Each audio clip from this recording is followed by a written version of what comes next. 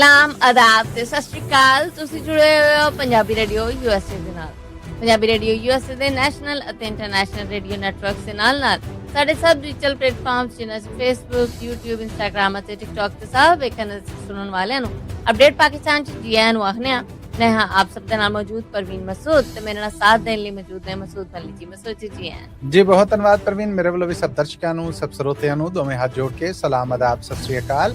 ਪਾਕਿਸਤਾਨ ਦੇ ਨਾਲ ਜੁੜੀਆਂ ਵੱਡੀਆਂ ਖਬਰਾਂ ਦਾ ਬੁਲਟਨ ਅਪਡੇਟ ਪਾਕਿਸਤਾਨ ਲੈ ਕੇ ਅੱਜ ਵੀ ਆਪ ਸਭ ਦੇ ਰੂਬਰੂ ਹਾਜ਼ਰ ਹਾਂ। ਅੱਜ ਅਮਰੀਕਾ 'ਚ 12 ਮਾਰਚ ਸਾਲ 2026 ਦਾ ਦਿਨ ਡੁੱਬ ਚੁੱਕਿਆ ਔਰ ਪਾਕਿਸਤਾਨ 'ਚ 13 ਮਾਰਚ ਸਾਲ 2026 ਦਾ ਦਿਨ ਚੜ ਚੁੱਕਿਆ ਹੈ। ਪਾਕਿਸਤਾਨ ਦੇ ਨਾਲ ਜੁੜੀਆਂ ਇਹਨਾਂ ਖਬਰਾਂ ਨੂੰ ਅਸੀਂ ਹਫ਼ਤੇ 'ਚ 5 ਦਿਨ ਮੰਡੇ ਟੂ ਫਰਾਈਡੇ ਤੁਹਾਡੇ ਵਾਸਤੇ ਪੰਜਾਬੀ ਰੇਡੀਓ USA ਦੇ ਨੈਸ਼ਨਲ ਔਰ ਇੰਟਰਨੈਸ਼ਨਲ ਰੇਡੀਓ ਨੈਟਵਰਕ ਦੇ ਨਾਲ ਪੰਜਾਬੀ ਰੇਡੀਓ USA ਦੇ ਫੇਸਬੁੱਕ, YouTube ਔਰ ਇੰਸਟਾਗ੍ਰਾਮ ਤੇ ਵੀ ਲੈ ਕੇ ਆਉਂਦੇ ਹਾਂ। ਇਹਨਾਂ ਖਬਰਾਂ ਨੂੰ ਸਪਾਂਸਰ ਕਰਨਾ ਹੋਏ ਤੇ ਸਾਡਾ ਟੈਲੀਫੋਨ ਨੰਬਰ ਹੈ ਜੀ 408 272 5200 4082725200। ਮਸੂਦ ਖਬਰਾਂ ਲੈ ਵਧੀਆ। ਪਾਕਿਸਤਾਨੀ ਪ੍ਰਾਈਮ ਮਿਨਿਸਟਰ ਦਾ ਸਾਊਦੀ ਅਰਬ ਦਾ ਅਚਾਨਕ ਫੇਰਾ, ਕੀ ਜਾਣਕਾਰੀ ਹੈ? ਜਾਣਕਾਰੀ ਇਹ ਹੈ ਜੀ ਕਿ ਸਾਊਦੀ ਅਰਬ ਅੱਪੜ ਗਏ। ਬੜਾ ਮੁਖਤਸਰ ਇਹ ਕਹਿਣ ਨੇ ਕਿ ਫੇਰਾ ਆ ਬੜਾ ਖੜੇ ਪੈ ਰਹੀਆਂ। ਹੁਣ ਇਹ ਨਹੀਂ ਪਤਾ ਕਿ ਫੇਰਾ ਆਪ ਲਾਇਆ ਆ ਸਾਊਦੀ ਅਰਬ ਆ ਜਿਹੜਾ ਉਹਨੇ ਆਖਿਆ ਕਿ ਇੱਧਰ ਆਓ ਜਨਾਬ, ਕੀ ਤੁਸੀਂ ਪਖੰਡ ਕਰਦੇ ਫਿਰਦੇ ਜੀ? ਹਾਂਜੀ, ਕਿੱਥੇ ਗਏ ਹੋ ਸਮਝੌਤੇ, ਕਿੱਥੇ ਗਏ ਹੋ ਮਤੇ? ਇਹ ਪਰ ਇਸ ਵੇਲੇ ਈਰਾਨ ਦੇ ਨਾਲ ਵਿਗੜੇ ਮਾਮਲਾ ਤੇ ਈਰਾਨ ਦੇ ਸਾਊਦੀ ਅਰਬ ਤੇ ਹਮਲੇ, ਬਾਕੀ ਮੁਲਕਾਂ ਤੇ ਹਮਲੇ, ਇਹ ਜਿਹੜੇ ਵੀ ਮਾਮਲੇ ਚੱਲਣ ਦੇ ਨੇ ਉਹਨਾਂ ਦੇ ਵਿੱਚ ਪਾਕਿਸਤਾਨੀ ਪ੍ਰਾਈਮ ਮਿਨਿਸਟਰ ਦਾ ਇਹ ਫੇਰਾ ਜਿਹੜਾ ਇਹ ਬਹੁਤ ਖਾਸ ਹੈ। ਯਾਦ ਰਵੇ ਕਿ ਇਹ ਵੇਖੋ ਪਿਛਲੇ ਕੋਈ 10 ਦਿਨ ਨਹੀਂ ਲੰਘੇ, ਪਾਕਿਸਤਾਨੀ ਫੌਜ ਮੁਖੀ ਉੱਥੇ ਸਨ, ਹੁਣ ਉਹਨਾਂ ਨੇ ਪਾਕਿਸਤਾਨੀ ਪ੍ਰਾਈਮ ਮਿਨਿਸਟਰ ਨੂੰ ਸੱਦ ਲਿਆ ਤੇ ਮਾਮਲਿਆਂ ਨੂੰ ਇਹ ਵੀ ਆਖਿਆ ਜਾ ਰਿਹਾ ਜਿਹੜਾ ਆਮ ਇੱਕ ਕਹਿ ਲਵੋ ਕਿ ਜਾਪਦੀ ਗੱਲ ਹੈ ਉਹ ਇਹ ਹੈ ਕਿ ਸ਼ਾਇਦ ਪਾਕਿਸਤਾਨ ਈਰਾਨ ਦੇ ਮਾਮਲੇ ਨੂੰ ਠੰਡਿਆਂ ਕਰਨ ਵਾਸਤੇ ਕੋਈ ਨਸ ਭੱਜ ਕਰ ਰਿਹਾ ਹੈ, ਕੋਈ ਸਾਊਦੀ ਅਰਬ ਰਾਹੀਂ ਅਮਰੀਕਾ ਨੂੰ ਸੁਨਾਹ ਫੜਾ ਰਿਹਾ। ਮੈਂ ਤਾਂ ਇਹਦੇ ਇਤਬਾਰ ਨਹੀਂ ਕਰਦਾ ਕਿਉਂਕਿ ਇਸ ਵੇਲੇ ਅਮਰੀਕਾ ਦੇ ਜ਼ਰਾ ਗੁੱਡ ਬੁੱਕ 'ਚ ਹੈ, ਪਾਕਿਸਤਾਨ ਡਾਇਰੈਕਟ ਵੀ ਗੱਲਬਾਤ ਕਰ ਸਕਦਾ ਹੈ, ਪਰ ਸਾਊਦੀ ਅਰਬ ਦੇ ਨਾਲ ਮਾਮਲੇ ਨੇ ਜਿਹੜੇ ਉਹ ਜ਼ਰਾ ਗੁੰਝਲਦਾਰ ਹੋਏ ਪਏ ਨੇ ਈਰਾਨ ਕਾਰਨ। ਸਾਊਦੀ ਅਰਬ ਹੁਣ ਕਹਿਣ ਰਿਹਾ ਕਿ ਆ ਫਰੰਟ ਲਾਈਨ ਤੇ ਲੜ ਚੱਲ ਉਹਨਾਂ ਹਮਲਿਆਂ ਨੂੰ, ਔਰ ਪਾਕਿਸਤਾਨ 'ਚ ਇਹ ਚਾਹ ਰਿਹਾ ਕਿ ਮੈਂ ਗਵਾਂਢੀ ਮੁਲਕ ਦੇ ਨਾਲ ਸਿੱਧਾ ਮਤੱਕਾ ਨਾ ਲਾਵਾਂ।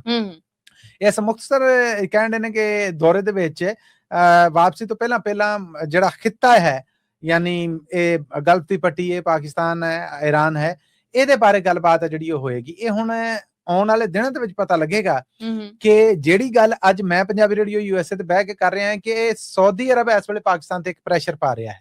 ਸੋ ਉਹ ਪ੍ਰੈਸ਼ਰ ਹੈ ਜਿਹੜਾ ਉਹ ਕਿਸ ਤਰ੍ਹਾਂ ਦਾ ਹੈ, ਇਹ ਹੁਣ ਫਿਲਹਾਲ ਤੇ ਸਰਕਾਰੀ ਪੱਧਰ ਦੇ ਉੱਤੇ ਕੋਈ ਗੱਲ ਬਾਹਰ ਨਹੀਂ ਹੋਣ ਦਿੱਤੀ ਜਾ ਰਹੀ। ਨਹੀਂ ਜੀ, ਅਸੀਂ ਤੇ ਖਿੱਤੇ 'ਚ ਅਮਨ ਚਾਹੁੰਦੇ ਹਾਂ, ਅਸੀਂ ਤੇ ਉਹਦੇ ਹਾਮੀ ਆ, ਅਸੀਂ ਤੇ ਉਹਦੀ ਪੂਰੀ ਵਕਾਲਤ ਕਰਨੇ ਆ, ਇਹਦੇ ਵਾਸਤੇ ਅਸੀਂ ਕਿਰਦਾਰ ਨਿਭਾਉਣੇ ਆ, ਅਸੀਂ ਕਿਰਦਾਰ ਨਿਭਾਉਣਾ ਚਾਹੁੰਦੇ ਆ। ਇਹਨਾਂ ਗੱਲਾਂ ਤੋਂ ਅੱਡ ਕੋਈ ਖਬਰ ਸਾਹਮਣੇ ਨਹੀਂ ਆ ਰਹੀ, ਪਰ ਜ਼ਰੀਏ ਦੱਸਣ ਦੇ ਨੇ ਕਿ ਸਾਊਦੀ ਅਰਬ ਇਸ ਵੇਲੇ ਪਾਕਿਸਤਾਨ ਦੇ ਮਾਮਲੇ 'ਚ ਗੁੱਸੇ ਤੇ ਆ ਔਰ ਉਹ ਇਹਨੂੰ ਬੇਅਤਬਾਰਾ ਜਿਹਾ ਇਤਿਹਾਦੀ ਸਮਝਣ ਡਿਆ ਕਿ ਇਹ ਕੀ ਲੋੜ ਦੇ ਟਾਈਮ ਤੇ ਇਹਨਾਂ ਨੇ ਸਾਡੇ ਕੋਲ ਸਭ ਕੁਝ ਲੈ ਲਿਆ, ਪਰ ਹੁਣ ਜਦੋਂ ਜਿਹੜੇ ਕੰਮ ਲਈ ਇਹਨਾਂ ਨੂੰ ਰੱਖਿਆ ਸੀਗਾ ਨਾਲ ਉਹਦੀ ਲੋੜ ਪੈ ਗਈ ਹੈ ਔਰ ਨੌਬਤ ਆ ਗਈ ਹੈ ਤੇ ਇਹ ਆਏ ਬਾਈ ਸ਼ਾਈ ਕਰਨ ਦੇ। ਪਾਕਿਸਤਾਨ ਤੋਂ ਕੁਝ ਪਾਬੰਦੀ ਲੱਗੀਆਂ ਤਨਜ਼ੀਮਾਂ ਦੇ ਲੋਕ ਅਫਗਾਨਿਸਤਾਨ ਗਏ ਨੇ। ਮਕਸਦ ਤੇ ਦੋਵਾਂ ਮੁਲਕਾਂ ਦੇ ਮਾਮਲਿਆਂ 'ਚ ਸੁਧਾਰ ਹੀ ਆ, ਪਰ ਪਾਕਿਸਤਾਨੀ ਸਰਕਾਰ ਦਾ ਆਖਣਾ ਹੈ ਕਿ ਫੇਰਾ ਜਾਤੀ ਜਾਈਏ ਜੀ। ਇਹਨਾਂ 'ਚ ਸਭ ਤੋਂ ਵੱਡਾ ਨਾਂ ਆ ਫਜ਼ਲੁਰ ਰਹਿਮਾਨ ਖਲੀਲ, ਜਿਨ੍ਹਾਂ ਨੇ ਹਰਕਤੁਲ ਜਹਾਦ ਬਣਾਈ, ਜਿਹਦੇ 'ਚ 1997 ਤੇ ਫਿਰ ਅਮਰੀਕਾ ਨੇ ਪਾਬੰਦੀ ਲਾਤੀ। ਫਿਰ ਇਹਨਾਂ ਨੇ ਇੱਕ ਨਵੀਂ ਇਹਦੇ 'ਚ ਤਨਜ਼ੀਮ ਹੈ ਜਿਹੜੀ ਉਹ ਫੁੱਟ ਕੇ ਸਾਹਮਣੇ ਆਈ। ਇਹ ਲੋਕ ਨੇ ਜਿਹੜੇ ਕੋਈ ਚਾਰ ਕਹਿ ਲਵੋ ਕਿ ਇਹਨਾਂ ਦਾ ਬੈਕਗ੍ਰਾਉਂਡ ਧਾਰਮਿਕ ਆਲਮਾਂ ਵਾਲਾ ਵੀ ਹੈ, ਫਿਰ ਇਹ ਜਿਹੜੇ ਮਲੇਸ਼ੀਆ ਗਰੁੱਪ ਲੜਨ ਵਾਸਤੇ ਕਸ਼ਮੀਰ 'ਚ ਸਨ ਉਹਨਾਂ ਦਾ ਵੀ ਹੈ, ਫਿਰ ਤਾਲਿਬਾਨ ਇਹਨਾਂ ਨੂੰ ਜ਼ਰਾ ਚੰਗਾ ਵੀ ਸਮਝਦੇ ਨੇ। ਇਹ ਹੁਣ ਪਾਕਿਸਤਾਨ ਔਰ ਅਫਗਾਨਿਸਤਾਨ ਦੇ ਵਿਗੜੇ ਹਾਲਾਤ ਨੇ ਜਿਹੜੇ ਉਹਨਾਂ ਦੇ ਸੁਧਾਰ ਦੇ ਵਾਸਤੇ ਪਿਛਲੇ ਕੋਈ 4 ਦਿਨ ਤੋਂ ਅਫਗਾਨਿਸਤਾਨ ਨੇ ਪਾਕਿਸਤਾਨੀ ਫਾਰਨ ਆਫਿਸ ਨੂੰ ਇਹ ਪੁੱਛਿਆ ਗਿਆ ਕਿ ਜੀ ਕੀ ਸੁਨਾਹ ਹੈ ਜਿਹੜਾ ਦੇ ਕੇ ਘੱਲਿਆ ਜੇ ਤੇ ਕਿਹੜੇ ਟਾਰਗੇਟਸ ਨੇ ਜਿਹੜੇ ਇਹਨਾਂ ਨੂੰ ਦਿੱਤੇ। ਉਹ ਦੋ ਟੋਕ ਨਾ ਕਿਹਾ ਕਿ ਜੀ ਅਸੀਂ ਨਾ ਤੇ ਕਿਸੇ ਨੂੰ ਕੋਈ ਟਾਸਕ ਦਿੱਤਾ, ਨਾ ਕਿਸੇ ਨੂੰ ਕੋਈ ਗੋਲ ਦਿੱਤਾ, ਨਾ ਕਿਸੇ ਨੂੰ ਨੁਮਾਇੰਦਗੀ ਦਿੱਤੀ। ਇਹ ਲੋਕ ਜ਼ਰੂਰ ਉੱਥੇ ਗਏ ਨੇ, ਇਹ ਮੁਅੱਜ਼ਜ਼ ਲੋਕ ਨੇ, ਇਹ ਇੱਜ਼ਤਦਾਰ ਲੋਕ ਨੇ, ਅਸੀਂ ਇਹਨਾਂ ਦੀ ਕਦਰ ਕਰਨੇ, ਪਰ ਇਹਨਾਂ ਦਾ ਫੇਰਾ ਜ਼ਾਤੀ ਹੈ। ਯਾਨੀ ਇਹ ਸਰਕਾਰੀ ਸਰਪ੍ਰਸਤੀ ਤੋਂ ਪਾਕਿਸਤਾਨੀ ਸਰਕਾਰ ਦੋ ਟੋਕ ਲਫ਼ਜ਼ਾਂ 'ਚ ਇਨਕਾਰੀ ਹੈ, ਪਰ ਇਹਨਾਂ ਦੇ ਜਾਣ ਦੀ ਤਸਦੀਕ ਕਰ ਰਹੀ ਕਿ ਹਾਂ ਇਹ ਹੈ। ਹੁਣ ਤਾਲਿਬਾਨ ਇਹਨਾਂ ਨੂੰ ਕੀ ਕਹਿੰਦੇ ਨੇ, ਪਾਕਿਸਤਾਨ ਕੀ ਕਹਿੰਦਾ ਆ? ਪਾਕਿਸਤਾਨ ਅਲਲ ਐਲਾਨ ਦੁਨੀਆ ਨੂੰ ਇਹ ਕਹਿਣ ਡਿਆ ਕਿ ਜੀ ਅਫਗਾਨਿਸਤਾਨ ਦੀ ਧਰਤੀ ਸਾਡੇ ਤੇ ਜਾਂ ਦੁਨੀਆ ਦੇ ਕਿਸੇ ਵੀ ਮੁਲਕ ਤੇ ਹਮਲੇ ਵਾਸਤੇ ਨਹੀਂ ਵਰਤੀ ਜਾਣੀ ਚਾਹੀਦੀ। ਉੱਥੇ ਜਿੰਨੀਆਂ ਅਤਗਰਦ ਤਨਜ਼ੀਮਾਂ ਨੇ, ਕੋਈ ਇੱਕ ਧੜਾ ਤੇ ਹੈ ਨਹੀਂ, ਕਈ ਤਨਜ਼ੀਮਾਂ ਨੇ ਜਿਹੜੀਆਂ ਇਸ ਵੇਲੇ ਬੈਦ ਕਰ ਚੁੱਕੀਆਂ ਜਾਂ ਮੁਰੀਦ ਹੋ ਗਈਆਂ ਨੇ ਤਾਲਿਬਾਨਾਂ ਦੀਆਂ। ਤਾਲਿਬਾਨ ਉਹਨਾਂ ਦੇ ਖਿਲਾਫ ਕਾਰਵਾਈ ਨਹੀਂ ਕਰਦੇ, ਮੁਰੀਦ ਹੋ ਇਹਨਾਂ ਦੀਆਂ ਨੇ ਔਰ ਗੋਲ ਔਰ ਟਾਸਕ ਔਰ ਟਾਰਗੇਟ ਆਪਣੇ ਪੂਰੇ ਕਰਨ ਡਈਆਂ। ਕੋਈ ਚੀਨ ਨੂੰ ਨਹੀਂ ਪੁੱਗਣ ਡਿਆ, ਕੋਈ ਤੁਰਕੀ ਨੂੰ ਨਹੀਂ ਪੁੱਗਣ ਡਿਆ, ਕੋਈ ਪਾਕਿਸਤਾਨ ਨੂੰ ਨਹੀਂ ਪੁੱਗਣ ਡਿਆ, ਕੋਈ ਅਫਰੀਕਾ ਦੇ ਵਿੱਚ, ਕੋਈ ਚਾੜ 'ਚ। ਇਹ ਸਾਰੇ ਜਿਹੜੇ ਧੜੇ ਨੇ ਇਹਨਾਂ ਦੀਆਂ ਸ਼ਾਖਾਂ ਜੜ੍ਹਾਂ ਨੇ ਜਿਹੜੀਆਂ ਇਹ ਉੱਥੇ ਨੇ। ਪਾਕਿਸਤਾਨ ਨੂੰ ਸਿਰਫ ਇਹ ਗਰਜ਼ ਹੈ ਕਿ ਉਹਨਾਂ ਦੀ ਧਰਤੀ ਕਿਸੇ ਮੁਲਕ ਦੇ ਵੀ ਖਿਲਾਫ ਨਾ ਵਰਤੀ ਜਾਏ, ਔਰ ਖਾਸ ਕਰ ਪਾਕਿਸਤਾਨ 'ਚ ਹਮਲੇ ਨਾ ਹੋਣ, ਤੇ ਜਦੋਂ ਹੋਣਗੇ ਅਸੀਂ ਜ਼ਿੰਮੇਦਾਰਾਂ ਨੂੰ ਲੱਭਾਂਗੇ। ਅਫਗਾਨਿਸਤਾਨ ਦੇ ਅੰਦਰ ਉਹਨਾਂ ਦੇ ਜਿਹੜੇ ਟਿਕਾਣੇ ਨੇ ਉਹਨਾਂ ਨੂੰ ਅਸੀਂ ਨਿਸ਼ਾਨਾ ਬਣਾਵਾਂਗੇ। ਇਹ ਅਸੀਂ ਹੁਣ ਆਪਣੇ ਕਹਿ ਲਵੋ ਕਿ ਸੁਰੱਖਿਆ ਹੈ ਜਿਹੜੀ ਉਹ ਔਰ ਯੂਨਾਈਟਿਡ ਨੇਸ਼ਨ ਆਰਗੇਨਾਈਜੇਸ਼ਨ ਦੇ ਚਾਰਟਰ ਦੇ ਮੁਤਾਬਕ ਸਭ ਕੁਝ ਕਰਨ ਦੇ ਆ। ਪਰ ਇਸ ਵੇਲੇ ਜਿਹੜੇ ਇਹ ਹੁਣ ਗਏ ਤੇ ਹੈ ਨੇ 4 ਲੋਕ ਵਾਪਸ ਮੁੜਦੇ ਨੇ, ਕੀ ਗੱਲਬਾਤ ਹੁੰਦੀ ਹੈ? ਪਰ ਪ੍ਰਵੀਨ ਜੋ ਹਾਲਾਤ ਨਜ਼ਰ ਆ ਰਹੇ ਨੇ ਨਾ ਪਾਕਿਸਤਾਨ ਦੇ ਔਰ ਅਫਗਾਨਿਸਤਾਨ ਦੇ, ਹੁਣ ਇਹਨਾਂ 'ਚ ਕੋਈ ਬਰਫ਼ ਵਾਵਾ ਹੀ ਜੰਮੀ ਪਈ ਹੈ ਕਿ ਈਰਾਨ ਵਰਗੇ ਮੁਲਕ ਨੇ ਆਖਿਆ ਕਿ ਚਲੋ ਯਾਰ ਬਸ ਕਰੋ, ਚੀਨ ਵਰਗੇ ਮੁਲਕ ਨੇ ਕਿਹਾ ਕਿ ਚਲੋ ਬਸ ਕਰੋ। ਇਸ ਤੋਂ ਪਹਿਲੇ ਕਤਰ 'ਚ, ਮਿਸਰ, ਦੋਹਾ, ਤੁਰਕੀਆ, ਇਹਨਾਂ ਨੇ ਸਮਝੌਤਾ ਕਰਾਉਣ ਦੀ ਕੋਸ਼ਿਸ਼ ਕੀਤੀ, ਨਹੀਂ ਹੋਇਆ। ਹੁਣ ਇਹ ਜਿਹੜੇ ਗਏ ਨੇ ਇਹ ਲੋਕ ਜਿਹੜੇ ਕਿ ਆਮ ਨਜ਼ਰ ਦੇ ਵਿੱਚ ਇੰਡੀਆ ਨੂੰ ਖਟਕਦੇ ਨੇ, ਇੰਡੀਆ ਸਮਝਦਾ ਹੈ ਕਿ ਇਹਨਾਂ ਨੇ ਪੂਰੇ ਲੋਕ ਨੇ ਜਿਹੜੇ ਉਹ ਤਿਆਰ ਕਰਕੇ ਜੰਗਜੂ ਸਾਡੇ ਤੇ ਭੇਜੇ, ਸਾਡੀ ਫੌਜ ਮਰਵਾਈ। ਇਹਨਾਂ ਨੂੰ ਹੁਣ ਜਾਣਾ ਪਾਕਿਸਤਾਨੀ ਸਰਕਾਰ ਦੀ ਰਜ਼ਾਮੰਦੀ ਨਾ ਹੁੰਦੀ ਤੇ ਕਿੱਦਾਂ ਇਹ ਅਫਗਾਨਿਸਤਾਨ ਦਾ ਬਾਰਡਰ ਟੱਪਦੇ? ਤਾਲਿਬਾਨ ਨਾ ਜੀ ਆਏ ਨੂੰ ਕਹਿੰਦੇ ਤੇ ਕਿੱਦਾਂ ਇਹ ਉਧਰ ਜਾ ਸਕਦੇ ਸਨ? ਸੋ ਹੁਣ ਕਿਰਦਾਰ ਤੇ ਨਿਭਾਇਆ ਜਾ ਰਿਹਾ, ਇਕਰਾਰ ਨਹੀਂ ਕੀਤਾ ਜਾ ਰਿਹਾ, ਤੇ ਹੋ ਸਕਦਾ ਹੈ ਕੋਈ ਬ੍ਰੇਕ ਥਰੂ ਇਹ ਕਰਨ, ਪਰ ਮੈਨੂੰ ਉਹਦੇ ਚਾਂਸ ਨਹੀਂ ਨਜ਼ਰ ਆਉਂਦੇ ਕਿਉਂਕਿ 2 3 4 ਇੰਟਰਨੈਸ਼ਨਲ ਮੁਲਕ ਜੇ ਦੋਵਾਂ ਮੁਲਕਾਂ ਦਾ ਕੋਈ ਸਮਝੌਤਾ ਨਹੀਂ ਕਰਾ ਸਕੇ ਤੇ ਇਹ ਕੀ ਕਰਾਉਣਗੇ? ਪਰ ਉਸ ਤੋਂ ਬਾਅਦ ਪਾਕਿਸਤਾਨ ਨਾਲ ਲਗਾਤਾਰ ਬੰਬਾਰੀ, 650 ਦੇ ਲਾਗੇ ਚਾਗੇ ਦੀਆਂ ਹਲਾਕਤਾਂ, ਤਾਜ਼ਾ ਝੜਪਾਂ ਜਿਹੜੀਆਂ ਇਹਨਾਂ ਦੇ ਵਿੱਚ ਰਾਹ ਤੇ ਜ਼ਾਹਰ ਹੈ ਕਿ ਲੱਭਣਾ ਹੀ ਪੈਣਾ ਹੈ, ਇਸ ਤੋਂ ਅੱਡ ਚਾਰਾ ਕੋਈ ਨਹੀਂ ਜੀ। ਯੂਐਨਓ 'ਚ ਇੱਕ ਮਤਾ ਈਰਾਨ ਦੇ ਹੱਕ 'ਚ ਤੇ ਦੂਜਾ ਖਿਲਾਫ ਆਇਆ ਹੈ, ਪਰ ਪਾਕਿਸਤਾਨ ਨੇ ਦੋਵਾਂ ਦੀ ਹਮਾਇਤ ਕੀਤੀ। ਇਹ ਕੀ ਬਣ ਰਿਹਾ ਹੈ? ਇਹ ਬਣ ਇਹ ਰਿਹਾ ਕਿ ਜੀ ਮੈਂ ਜਿੱਦਾਂ ਕੱਲ ਕਿਹਾ ਸੀਗਾ ਕਿਸੇ ਦੇ ਦਾੜੀ ਹੱਥ ਲਾਉਣਾ, ਕਿਸੇ ਦੇ ਗੋਡੇ ਹੱਥ ਲਾਉਣਾ, ਕਿਸੇ ਅੱਗੇ ਹੱਥ ਜੋੜਨਾ, ਕਿਸੇ ਦੀ ਮਿਹਨਤ ਕਰਨਾ, ਇਹ ਉਹ ਚੱਲ ਰਿਹਾ ਹੈ। ਇੱਕ ਮਤਾ ਜਿਹੜਾ ਉਹ ਰਸ਼ੀਆ ਵੱਲੋਂ ਪੇਸ਼ ਕੀਤਾ ਗਿਆ ਈਰਾਨ ਦੇ ਹੱਕ 'ਚ, ਬਦਕਿਸਮਤੀ ਦੇ ਨਾਲ ਉਹ ਵੀਟੋ ਹੋ ਗਿਆ। ਬਦਕਿਸਮਤੀ ਇਸ ਕਰਕੇ ਕਿ ਇਹਨਾਂ ਦੀ ਰਸ਼ੀਆ ਦੀ, ਚਾਈਨਾ ਦੀ ਗੱਲ ਨਹੀਂ ਸੁਣੀ ਗਈ। ਉਹਨਾਂ ਕਹੇ ਕਿ ਈਰਾਨ ਦਾ ਇਹ ਮਾਮਲਾ ਜਿਹੜਾ ਇਹਦੀ ਜੜ ਤੋਂ ਸ਼ੁਰੂ ਕਰੋ ਨਾ। ਇਹ ਰਸ਼ੀਆ ਦੀ ਜਿਹੜੀ ਇਹ ਗੱਲ ਆਈ, ਪਾਕਿਸਤਾਨ ਨੇ ਹਮਾਇਤ ਕੀਤੀ ਕਿ ਹਾਂ ਈਰਾਨ ਤੇ ਹੋਣ ਵਾਲੇ ਇਸਰਾਈਲੀ ਹਮਲੇ ਨੇ ਜਿਹੜੇ, ਪਾਕਿਸਤਾਨ ਉਹਨਾਂ ਦੇ ਨਿੰਦਿਆ ਕਰਦਾ। ਹੁਣ ਪਾਕਿਸਤਾਨ ਅਮਰੀਕਾ ਦਾ ਨਾਂ ਨਹੀਂ ਲੈਣ ਡਿਆ, ਹੁਣ ਇੱਥੇ ਫਸਿਆ ਪਿਆ। ਫਿਰ ਉਹੀ ਗੱਲ, ਇੱਕ ਮਤਾ ਜਿਹੜਾ ਉਹ ਬਹਿਰੇਨ ਨੇ ਈਰਾਨ ਦੇ ਖਿਲਾਫ ਲਿਆਂਦਾ ਕਿ ਈਰਾਨ ਆਪਣੇ ਗੁਆਂਢੀ ਮੁਲਕਾਂ ਦੇ ਉੱਤੇ ਯਾਨੀ ਸਾਊਦੀ ਅਰਬ ਤੇ, ਯਮਨ ਤੇ, ਬਹਿਰੇਨ ਤੇ, UAE ਤੇ, ਕੁਵੈਤ ਤੇ, ਕਤਰ ਤੇ ਜਿਹੜੇ ਹਮਲੇ ਕਰ ਰਿਹਾ ਉਹ ਨਜਾਇਜ਼ ਨੇ। ਪੂਰੀ ਦੁਨੀਆ ਰਲ ਕੇ ਈਰਾਨ ਨੂੰ ਇਹਨਾਂ ਕੰਮਾਂ ਤੋਂ ਬਾਜ਼ ਕਰੇ, ਇਹਨਾਂ ਕੰਮਾਂ ਨੂੰ ਬੰਦ ਕਰੇ, ਈਰਾਨ ਨੂੰ ਇਹਨਾਂ ਹਮਲਿਆਂ ਤੋਂ ਰੋਕੇ। ਇਹਦੇ ਹੱਕ 'ਚ 137 ਵੋਟ ਆ ਗਏ, ਇਹ ਮਤਾ ਮਨਜ਼ੂਰ ਵੀ ਹੋ ਗਿਆ, ਔਰ ਪਾਕਿਸਤਾਨ ਨੇ ਇਹਦੇ ਹੱਕ 'ਚ ਵੀ ਦਿੱਤਾ।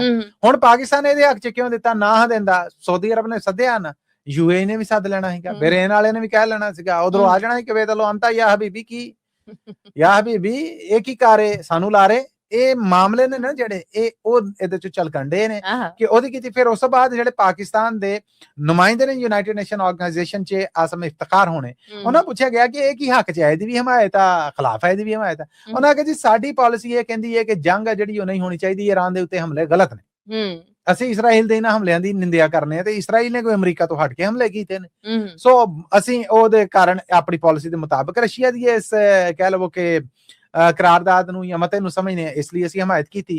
ਤੇ ਬਾਕੀ ਅਰਬ ਮੁਲਕਾਂ ਨੇ ਜਿਹੜੇ ਕੀਤਾ ਕਿ ਈਰਾਨ ਉਹਨਾਂ ਦੀਆਂ ਜਿਹੜੇ ਹਮਲੇ ਕਰਨ ਡਿਆ ਆ ਸ਼ਹਿਰੀ ਆਬਾਦੀ ਨੂੰ ਔਰ ਬਾਕੀ ਕਰਨ ਡਿਆ ਆ, ਅਸੀਂ ਇਹ ਵੀ ਕਹਿੰਦੇ ਆ ਕਿ ਨਹੀਂ ਈਰਾਨ ਨੂੰ ਇਹ ਕੰਮ ਨਹੀਂ ਕਰਨਾ ਚਾਹੀਦਾ। ਹੁਣ ਪਾਕਿਸਤਾਨ ਨੇ ਇਸ ਵੇਲੇ ਜਿਹੜਾ ਕੰਮ ਕੀਤਾ, ਇਸਰਾਈਲ ਵੀ ਬਿਲਕੁਲ ਉਹੀ ਕਹਿਣ ਡਿਆ। ਇਨਡਾਇਰੈਕਟਲੀ ਤੇ ਇਹ ਬਹਿਰੇਨ ਦੇ ਮਤੇ ਦੀ ਹਮਾਇਤ ਕੀਤੀ ਹੈ, ਲੇਕਿਨ ਇਹ ਕਹਿ ਲਵੋ ਕਿ ਪੱਲੇ ਦੇ ਵਿੱਚ ਲਗਾ ਕੇ ਇਸਰਾਈਲ ਦੀ ਹਮਾਇਤ ਹੋ ਗਈ ਖੁੱਲੀ ਜੀ। ਈਰਾਨ 'ਚ ਵੀ ਇਹਨੂੰ ਦੋਗਲੇਪਨ ਦੇ ਤੌਰ ਤੇ ਵੇਖਿਆ ਜਾ ਰਿਹਾ।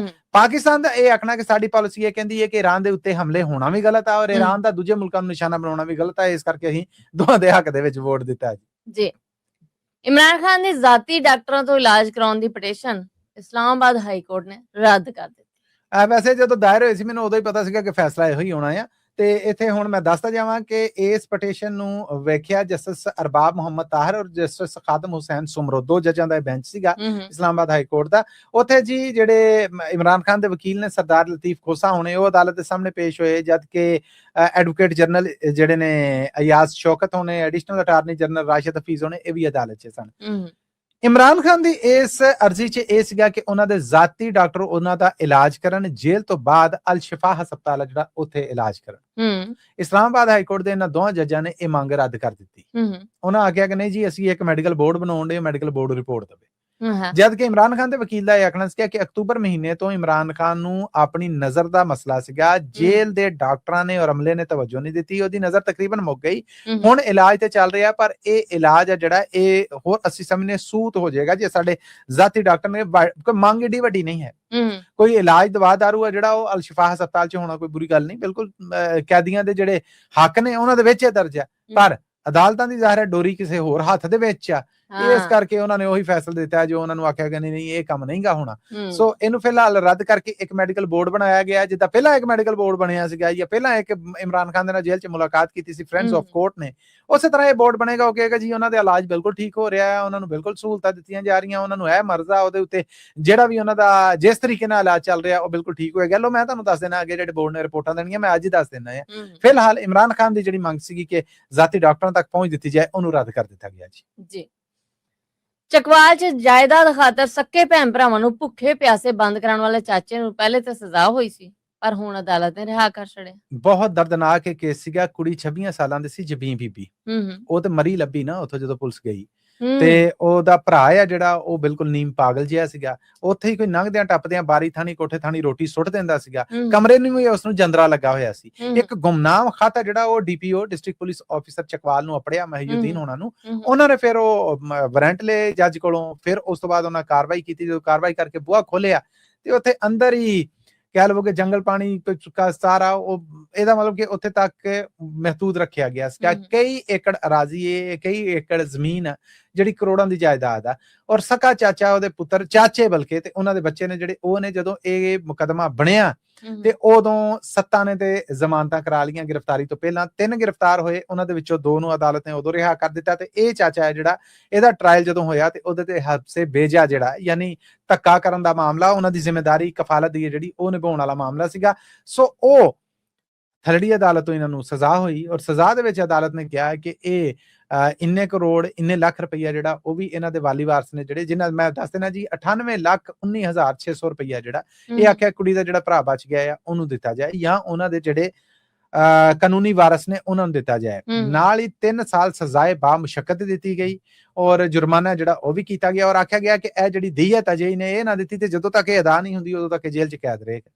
ਉਹਨੇ ਹਾਈ ਕੋਰਟ 'ਚ ਕਹਿ ਲਵੋ ਕਿ ਇਸ ਨੂੰ ਚੈਲੰਜ ਕਰ ਦਿੱਤਾ, ਵਕੀਲ ਨੇ ਜਿਰਾ ਕੀਤੀ ਕਿ ਜੀ ਵੇਖੋ ਜਿਹੜੀ ਪੋਸਟਮਾਰਟਮ ਰਿਪੋਰਟ ਆ ਉਹ ਤੇ ਦੱਸ ਰਹੀ ਕਿ ਕੁੜੀ ਜਦੋਂ ਮਰੀ ਉਹਦਾ ਅੱਧਾ ਢਿੱਡ ਭਰਿਆ ਸੀ, ਇਸ ਕਰਕੇ ਉਹਨੂੰ ਭੁੱਖਾ ਤਾਂ ਨਹੀਂ ਰੱਖਿਆ ਗਿਆ, ਇਹ ਨਾਲੇ ਏਦਾਂ ਸੀਗਾ ਓਦਾਂ ਸੀਗਾ ਵਲ ਪਾ ਕੇ, ਤੇ ਸੁਣਿਆ ਕਿ ਹੁਣ ਉਹਦੀ ਜ਼ਮਾਨਤ ਹੋ ਗਈ। ਉਹ ਬੱਚਾ ਜਿਹੜਾ ਨੀਮ ਪਾਗਲ ਆ, ਇੱਕ ਬਿਨ ਕਹਿ ਲਵੋ ਕਿ ਨਾਮੇ ਖੱਤ ਦੇ ਉੱਤੇ ਇਹ ਕਾਰਵਾਈ ਹੋਈ ਸੀਗੀ, ਕਾਨੂੰਨ ਦਾ ਸ਼ਿਕੰਜਾ ਜਿਹੜਾ ਉਹਨੇ ਕੋਈ ਥੋੜਾ ਜਿਹਾ ਇਨਸਾਫ ਦਿੱਤਾ ਸੀਗਾ।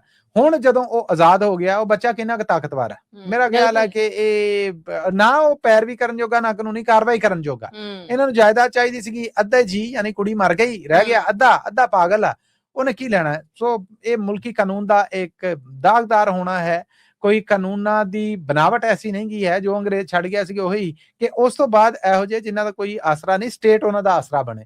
ਸਟੇਟ ਇੱਥੇ ਉਹਨਾਂ ਨੇ ਝੂਠੀ ਕਰ ਦਿੱਤੀ ਹੈ, ਰਿਹਾਈ ਹੈ ਜਿਹੜੀ ਉਹ ਲੱਭ ਗਈ ਜੀ।